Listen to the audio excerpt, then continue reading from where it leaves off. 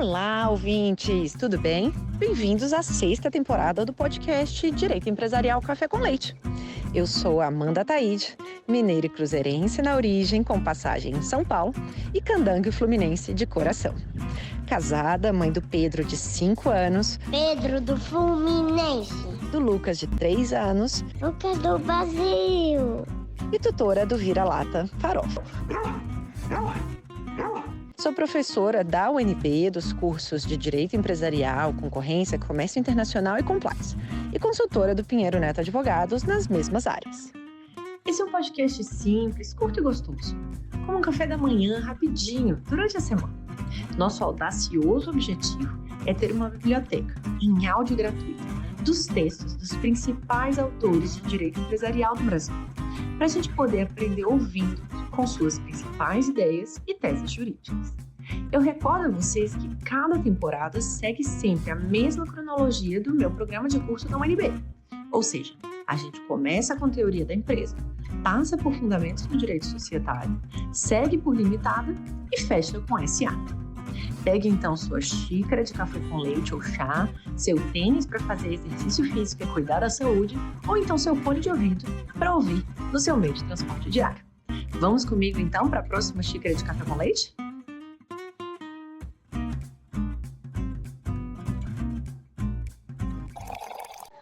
A nossa xícara de café com leite de direito empresarial de hoje vai tratar do artigo intitulado Vícios Redibitórios na Alienação de Participações Societárias, dos autores Marcelo Vieira von Adamec e André Nunes Conte. E para isso a gente vai ter a alegria de contar com a participação, pela primeira vez, do André Nunes Conte, um dos autores desse artigo, para comentar sobre essa questão dos vícios redibitórios na alienação de participações societárias.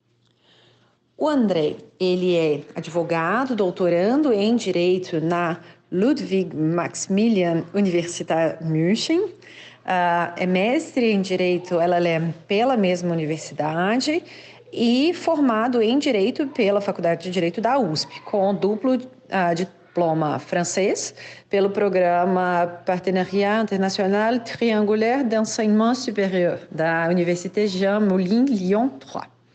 Professor André, é uma alegria enorme você ter aceitado o convite para participar dessa nova temporada do nosso podcast, por apresentar, de um modo simples, curto e gostoso, esse tema super interessante dos vícios redibitórios na alienação de participações societárias. Obrigado, professora Amanda. Obrigado pelo convite, é uma alegria estar aqui.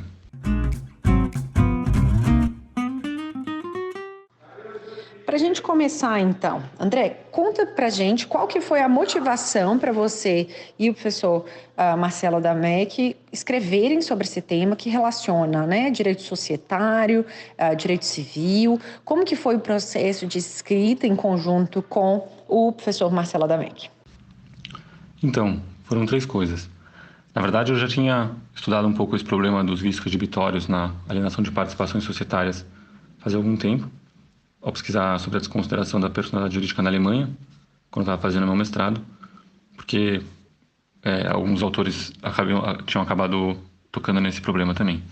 Além disso, eu tenho a alegria de trabalhar como advogado junto com o professor Adamec, que é conhecido por ser não só um profundo conhecedor do direito societário, mas também do direito civil. E ele gosta de refletir, ler e, enfim, gastar tempo pensando nesses problemas de dogmática e gosta de conversar bastante sobre eles também. Então, ultimamente, a gente tem refletido juntos bastante sobre vários problemas, especialmente relacionados ao inadimplemento das obrigações. A gente tem algum outro artigo publicado já nesse âmbito também e estamos trabalhando em uns outros. Mas, concretamente, chegaram no escritório há algum tempo alguns casos em que o problema da aplicação das regras do Código Civil sobre vícios redibitórios a contratos de compra e venda de participações societárias enfim, que a gente já tinha discutido, acabou se mostrando muito atual. Eram algumas transações de M&A feitas sem a estipulação de declarações de garantias, ou em um caso com uma cláusula de declarações de garantias muito superficial, sem uma clara regulação das consequências da violação dessas declarações de garantias. E essa foi para nós a ocasião em que a gente decidiu escrever o artigo, porque a linha argumentativa que para nós parecia mais convincente, especialmente em face de alguns argumentos contrários recentes de alguns autores, ainda não estava suficientemente representada na literatura.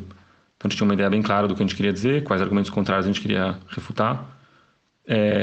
Então, para ser muito pragmático, a gente preferiu, em vez de fazer um artigo longo, discutindo toda a literatura a respeito, fazer uma análise mais focada em alguns argumentos tomados de alguns autores que a gente considerou representativos por, enfim, ter argumentos especialmente fortes defendendo o posicionamento que a gente queria criticar. No fim, a gente levou esse artigo para essa revista de M&A societário da Thomson Reuters, porque é uma revista recente, enfim, que já tem se destacado pela qualidade técnica, não só dos organizadores, mas também de outros artigos que vão sendo publicados. Então, a gente achou que seria um bom canal para, enfim, chegar em pessoas interessadas que quisessem continuar a discussão.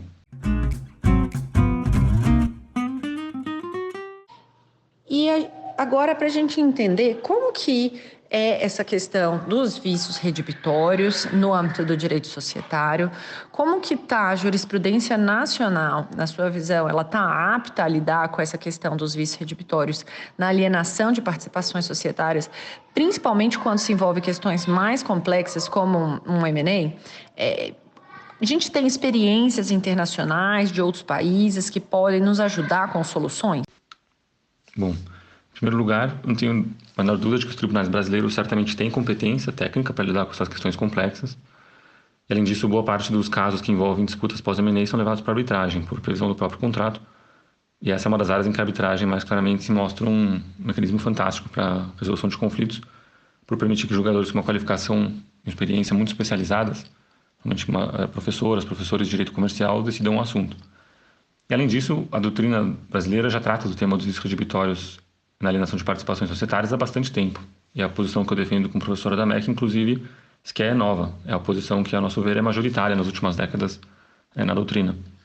E mesmo assim, a gente achou que a nossa contribuição sobre o tema podia ser útil para auxiliar os julgadores brasileiros a lidar com esses casos, porque, tradicionalmente, e esse é o principal ponto do artigo, a meu ver, a doutrina brasileira acabou desenvolvendo um modo de compreender vícios redibitórios, em geral, não só para participações societárias, que, a nosso ver, não é o mais adequado.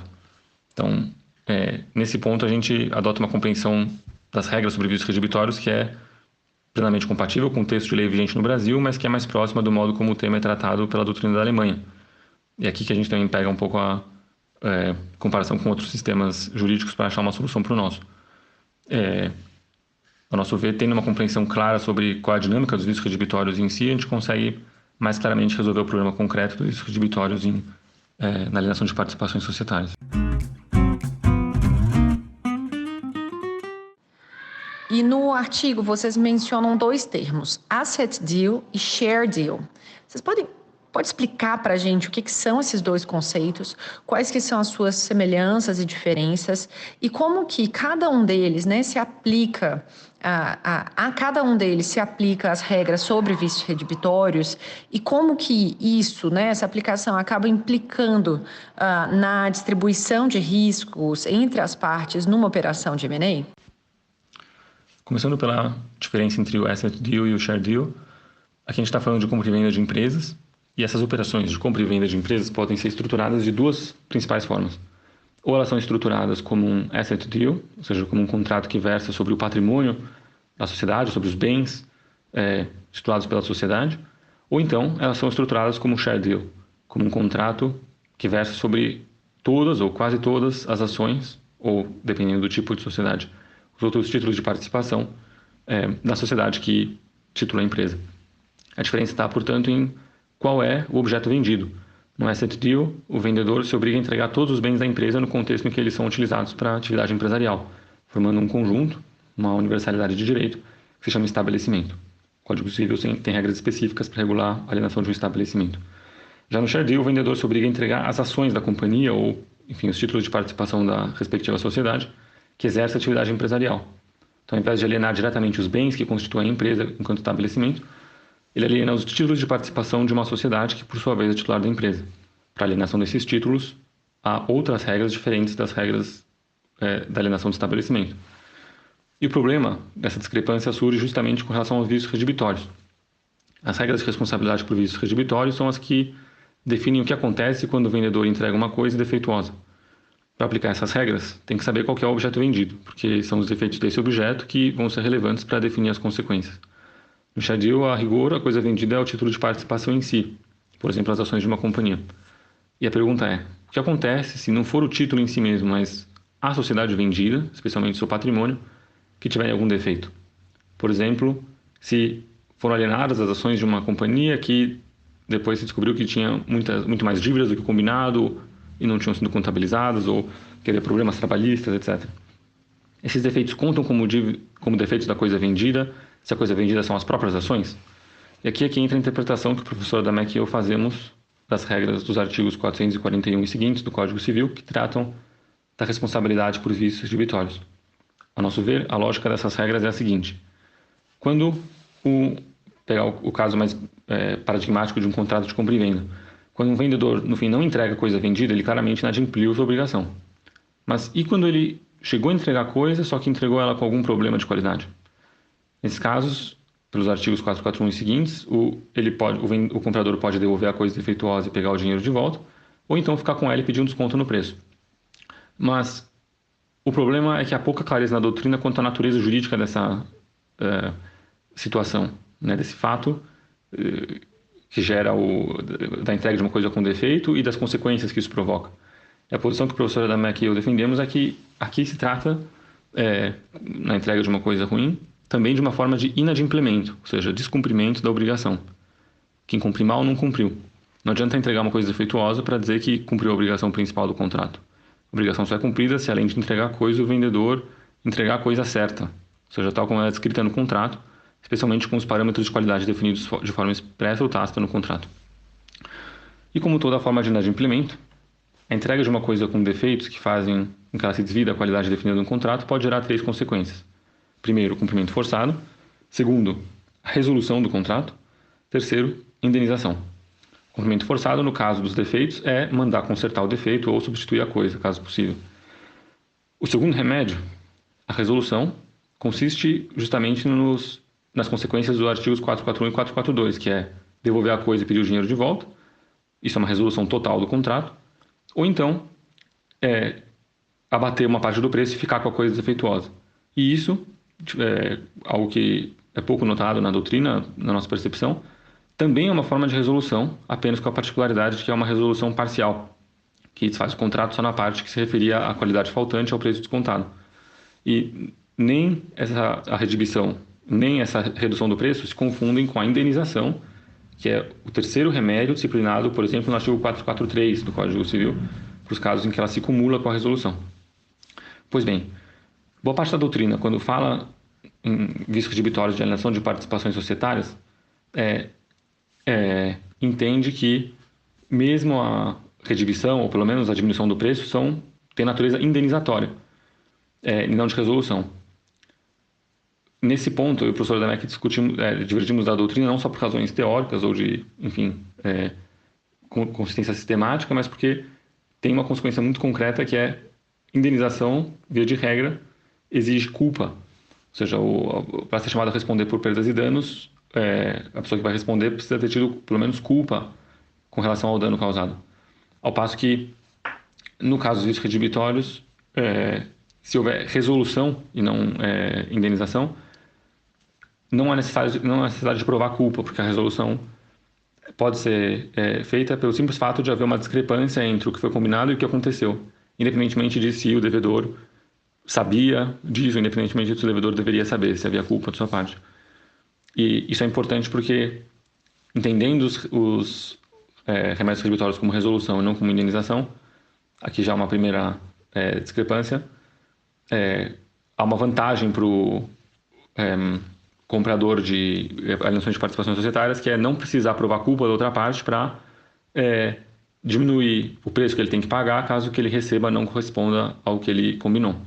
E o segundo ponto em que a gente diverge da doutrina majoritária em relação aos vícios redibitórios em geral é que justamente que os vícios redibitórios costumam ser entendidos como um desvio entre a qualidade padrão de um bem e a qualidade do bem entregue pelo devedor.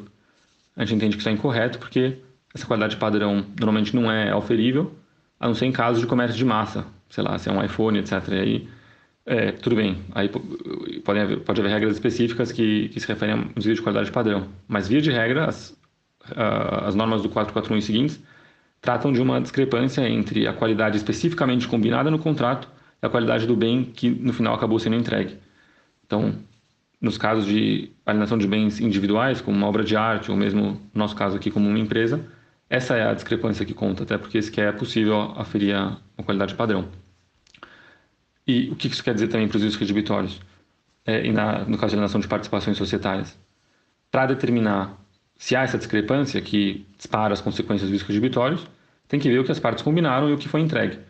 Quando se trata de um contrato de compra de todas ou quase todas as ações de uma companhia, o que as partes, na verdade, querem é vender a empresa inteira e não só um mero direito de participação.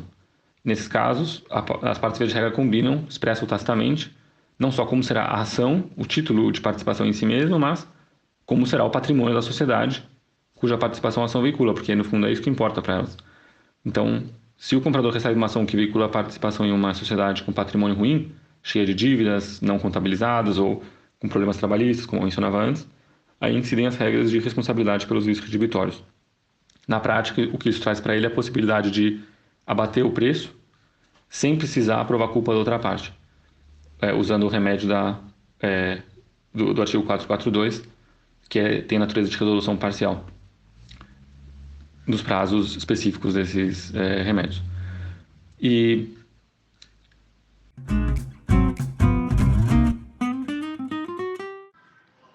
E agora, nos caminhando para o final do artigo, quais que são as principais consequências para as empresas que você visualiza que tenham, né, processos de vícios redibitórios recaindo sobre alienações de suas ações?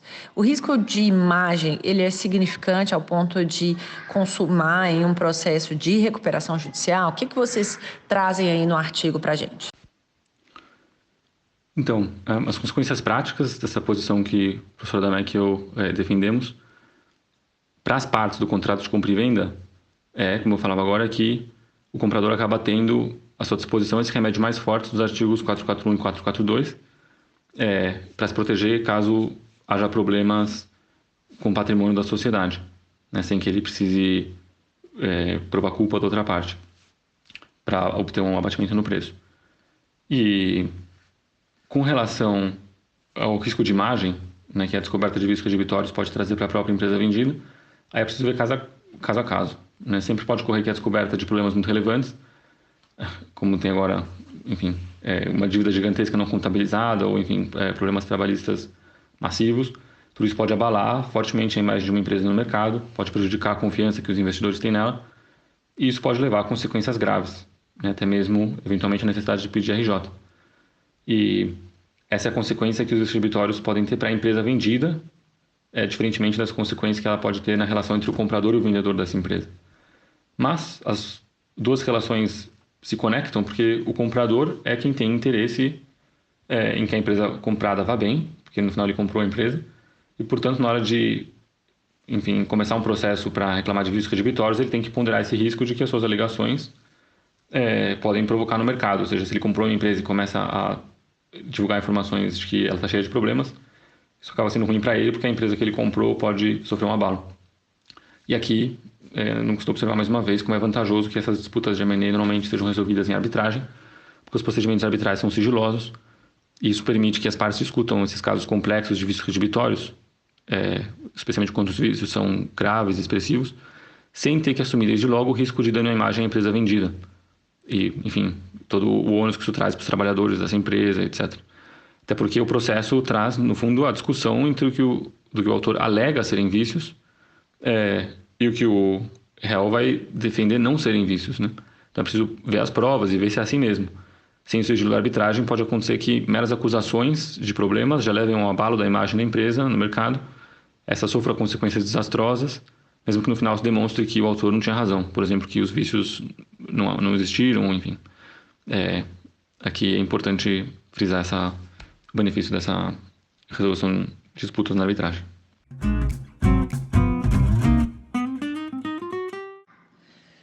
André, essa é a sua primeira vez aqui e a gente já tem aí uma pergunta específica por temporada. Nessa sexta temporada, conta pra gente quem que você convidaria para jantar hoje. Você pode trazer quaisquer pessoas. Conta pra gente o porquê também.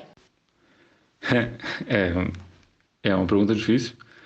Eu acho que, não sei, acho que seria bem realista. Chamaria o Francisco Medina e o Gabriel Buschinelli, que esses são dois autores que escreveram com profundidade sobre o mesmo tema que eu comentei aqui hoje. Os dois escreveram sobre o tema nas suas respectivas teses de doutorado, que são especialmente profundas, que, enfim, recomendo a leitura. Lá eles defenderam uma posição contrária que o professor Adamek e eu defendemos, mas eu acho que jantar com eles dois seria um enorme prazer para continuar falando do tema que para mim é interessante. No fundo, eu ia, com certeza, conseguir compreender melhor a posição deles.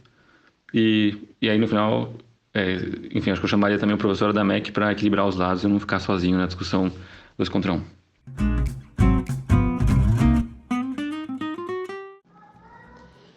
André, muito obrigada por contar aqui para a gente um pouco do conteúdo, do processo de redação desse artigo com o professor Marcelo von Adamek.